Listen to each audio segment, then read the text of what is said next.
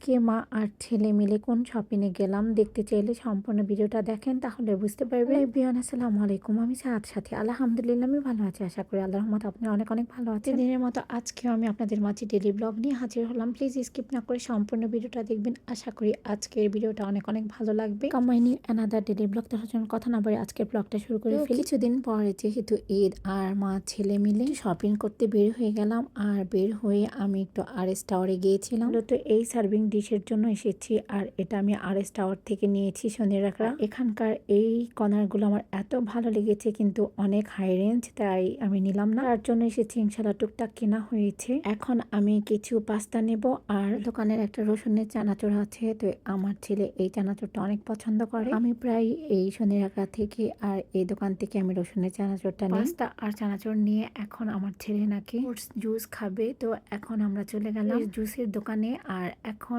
আমরা মা ছেলে বানানা জুসটা নিয়ে নিলাম। এই দোকানের বানানা জুসটা অনেক ইয়ামি। যাই হোক, খেতে খেতে বাসায় চলে আসলাম। আর আজকে আমি টাওয়ার থেকে কি কি কেনাকাটা করলাম সেটাও আমি আপনাদের সঙ্গে একটু শেয়ার করছি। এখন আমাদের ক্যাটলিনা কোথায় উঠে বসে আছে। কয়েক রকমের ওই দোকান থেকে চাউমিন নিয়েছি, চানাচুর নিয়েছি, পাস্তা নিয়েছি। আর ওই দোকানে সবের চাইনিজ আইটেম পাওয়া যায়। প্রায় যখন চাইনিজ রান্না করি, আমার যা যা প্রয়োজনীয় সব ওই দোকান থেকে নিয়ে আসি। আমি একটা কাপ সেট কিনেছি, আর এটা আমি আপনাদের সঙ্গে আনপ্যাকিং করে দেখালাম। এখন কেটে নিচ্ছি সার্ভিং ডিশের প্যাকেটটা। আর এই ভিডিওটা কিন্তু অনেক দিন আগের ভিডিও, আর এই ভিডিওটা হচ্ছে রমজানের ভিডিও, তো এতদিন আপলোড করা হয় নাই, তো এখন দিয়ে আমি আপলোড করে নিচ্ছি। আর এই তো সার্ভিং ডিশগুলো আমি আপনাদের দেখিয়ে দিলাম। এই সার্ভিং ডিশগুলো আমার কেনার অনেক ইচ্ছে ছিল, তো ইনশাল্লাহ আলহামদুলিল্লাহ পূর্ণ হয়ে গেল। চানাচুরগুলো আমি এখন একটা বক্সে ঢেলে নিচ্ছি। আপনাদের ভাইয়া বাহির থেকে আসার সময় আমাদের জন্য শর্মা নিয়ে এসেছে, আর এখন আমি শর্মাগুলো ভাগে কেটে নিচ্ছি, আমরা সবাই মিলে একসঙ্গে খাবো। একটু আগে যে বললাম চানাচুর নিয়ে এসেছি,